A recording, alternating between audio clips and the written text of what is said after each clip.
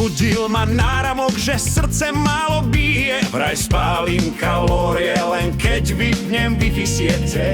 Otvorím ten Instagram, tam si tam. Vstúpil som do chrámu skla a moderných tónov, kde namiesto ľudí vládne krdel čipov a zvonov.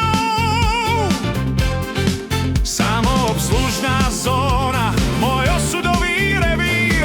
Stojím tam s maslom, som digitálny pionier. Naskenujem rožok, no strojnet na mňa kričí, že som v podozrení, vraj som kriminálnik bičí. Vložte tovar do tašky, ten hlas ma stále straší. Môj nákup je v pasi v tej robotickej kaši. Červené svetlo svieti, čakám na pomoc tety, kým algoritmus skúma moje slovenské svety. Kde je tá pokladníčka, čo sa na mňa smiala, kým mi táto bedňa celý nákup skenovala?